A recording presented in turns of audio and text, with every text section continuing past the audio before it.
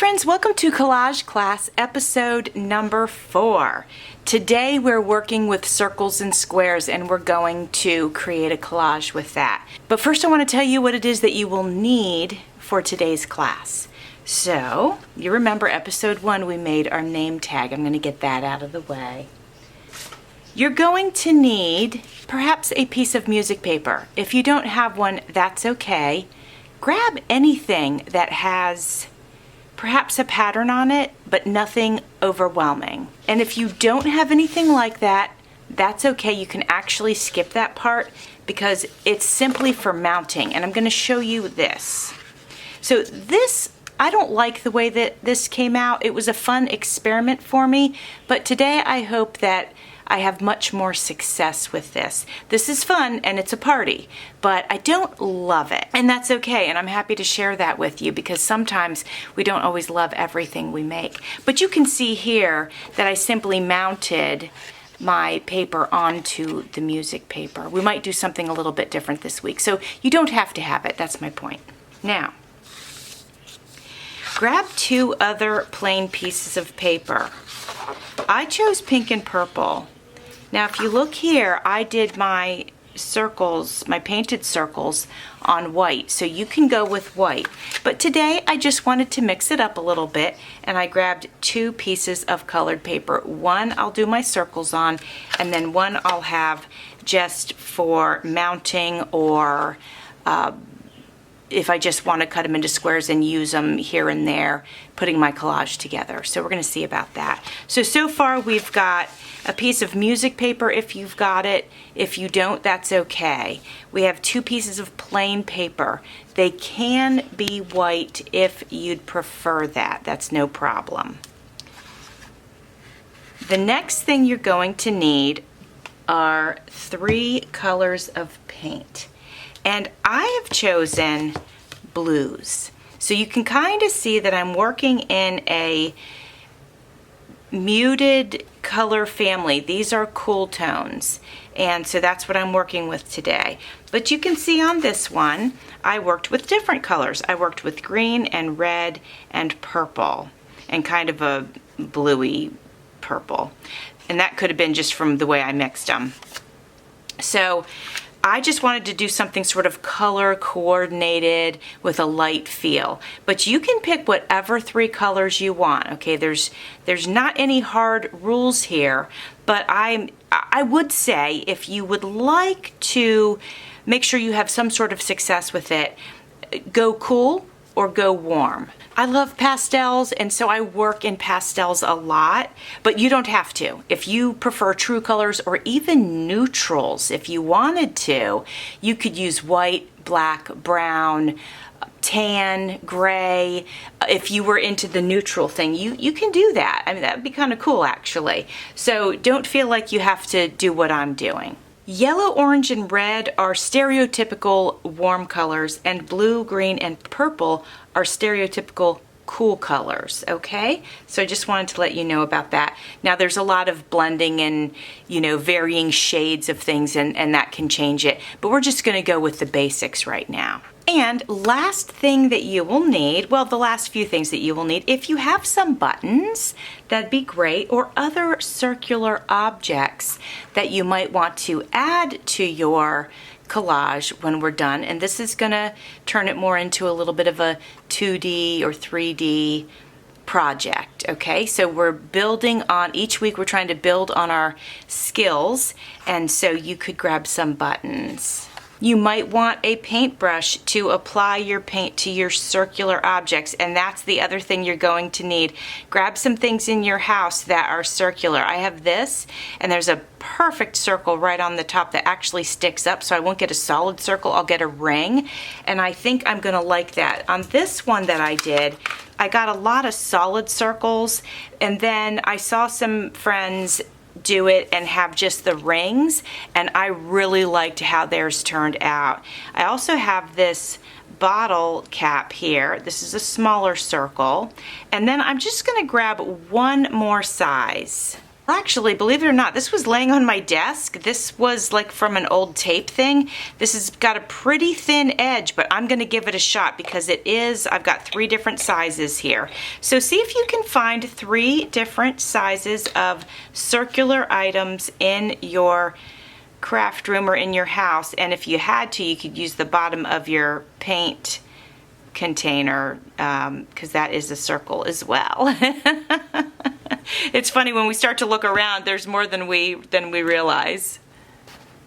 I have a piece of acetate here, and I'm just going to put some of my paint on this acetate. This has been ruined already, so I can just discard it when I'm done. But you can use a little paint palette. I do have one of those. It's across the room, so I'm just going to use this acetate since it's pretty much ruined anyway. All right, so the first thing we're going to do is choose one of our pieces of paper. So we're going to draw squares on the piece of paper. And so they can be varying different sizes. So I'm just making sure the squares are big enough so that my largest circle can fit inside. I'm going to use this ruler and I will do some horizontal lines and vertical lines. Now I'm going to begin using my circular objects. I've grabbed my paintbrush, I've dipped it into some paint, and you can see I'm adding some paint around or onto the circle. Then I'm going to flip that over and I'm going to stamp that down into one of the boxes.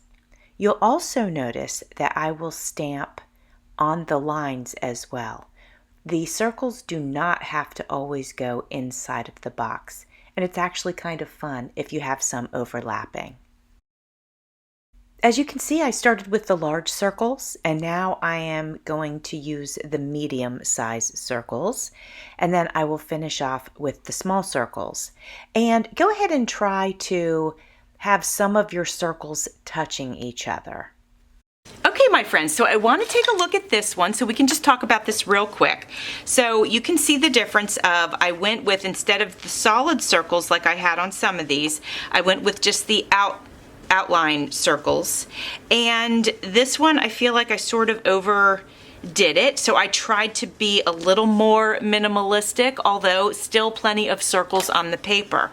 Now what we do, once the paper is dry, we're going to go ahead and cut it. Now I don't think my paint is dry yet, so I'm going to lay my music paper on top of it and just do this and see if I can get any, you know how sometimes there's thick spots in paint? I'm going to try to see if I can get some of that up so it'll dry quicker. And you know what, just a few, not bad, not bad. So I'm thinking I'm going to go ahead and cut it. So you saw how I drew the lines. Now you could draw your lines anywhere you want, but I drew them into squares. I wasn't particular about them. They're probably not even going to be perfect squares, and that's okay. So now we're going to go ahead and cut.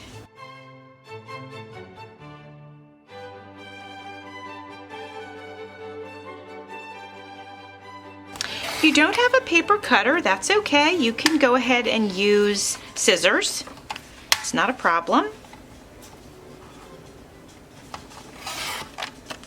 And this is just kind of a good exercise. I would say for me, it's not my favorite exercise, but nevertheless, I think it's a good exercise. Now, for other people, they might love this sort of thing, but it's nevertheless, it's a good exercise.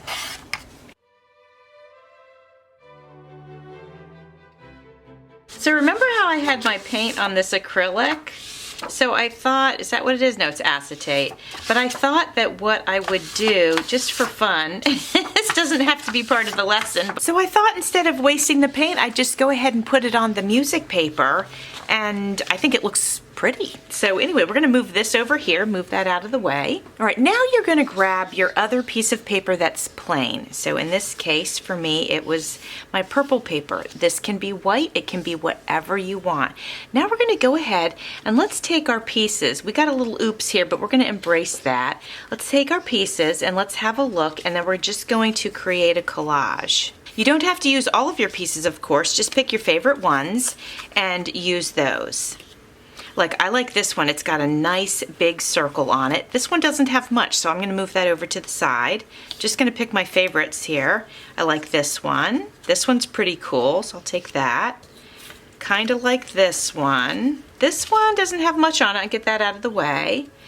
All of your papers do not, or all of your squares do not have to be the same size, just so you know.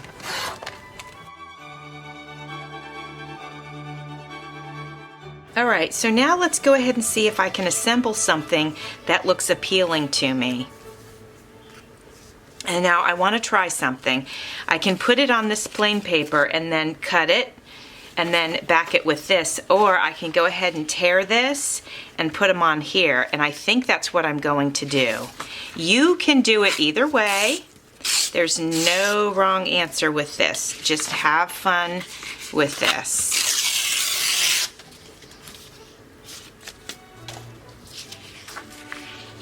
I'm tearing it so that some of the purple will show.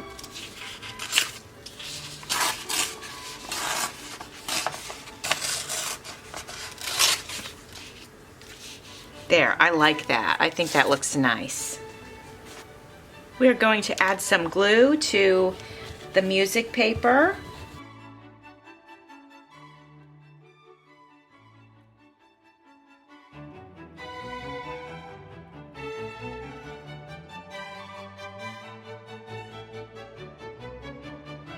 All right, this is ready now for our circles, our circle squares.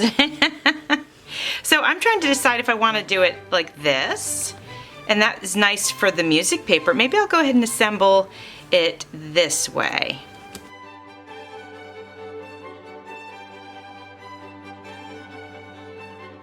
And when you start to assemble, don't glue it down, just go ahead and put it together, and then make sure you like it. And use an odd number of pieces.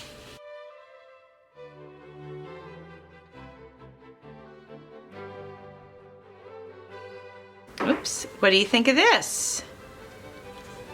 I like that. I've got 5 pieces, and I think that looks really good. So I'm going to go ahead and glue them down. I know that this is a bottom piece because it's underneath that, so I'm going to go ahead and grab that and glue this first. Something you can do to keep yourself on track if you needed to, you can always take a picture of your placement, and then that way you can refer to that for when you start to glue things down. You can remember. It's a nice way to remember where you put everything.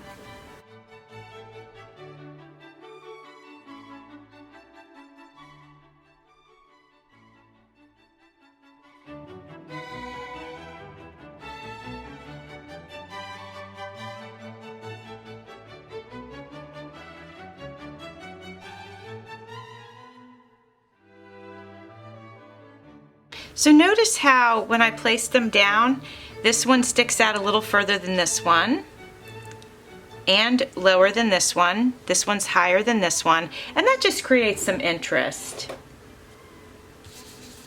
Now I'm just going to press them down, make sure the glue is spread around. Really happy that I went with the idea of putting some paint on the music paper. I love the way that that turned out. I love the effect that it has had. Now if we wanted to, we could add some buttons. I actually like this the way that it is, so I may not do that. But let me see what we have here. All right, here it is with buttons. There's one here, and one here. And I could do the placement anywhere I wanted. Just like the circles to touch the buttons. We could, do something like that. But if I'm honest with you, and I mean, that's cute, and it does add a nice 3D effect, and I don't mind that placement actually, but let's move them and see if we like it with or without. There it is. Gosh, I really do like that. I really do. Let me try the button sort of off onto the corner here. Let's try something a little bit different. There it is, sort of on the corner of a few of these. And then what do you guys think of that? It does draw your eye to it. And I wonder if we should have one here, like in the center, like that, on the corner of that one. What do you guys think about that? We'll go ahead and glue those down. I don't mind that so much. I like that placement the best so far. All right, so what I'm going to do in order to get my buttons onto the page and know that they'll stick, I've got this gem tack and it works great. I usually do sand my buttons a little bit just to give the glue something to hold on to. So let me give these a quick sanding. Just a few strokes with some sandpaper works nicely.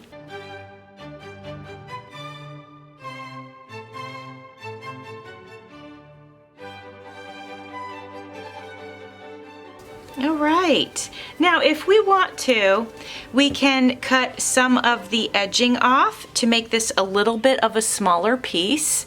It's not necessary, but it's okay to do that if you want to. And I think I will. I'll just tighten it up a little bit. Uh-oh. That one's got a button in the way.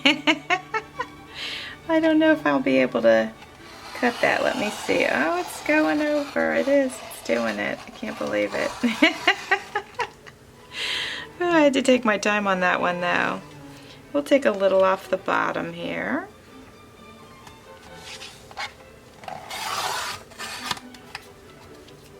Don't know if we need to take any off the top. Let's have a look. Yeah, maybe just a little bit.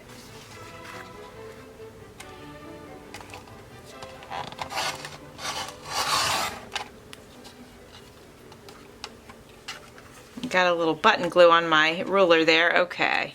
What do we think? What do you guys think? I'm really happy with it. So if we take the first one that I made, and let's grab that, and this is the second one that I've made. All right, so here's the first one, and here's the second one. I definitely like my second one a lot better. And so I wanted to share that with you because, you know, it just takes practice sometimes. You know, sometimes a lot of times we learn from the art that we create, and with practice we get better and better at it. So here they are. Definitely this is the winner for me. Well, friends, I hope you enjoyed this. Go over to my Facebook group, Creating with Jovi, Creating with Jovi Journals and Crafts, and please post a photo of your square and circle make collage. I would love to see it. And this has just been great fun. I hope you guys have enjoyed it. Thanks for watching. See you soon.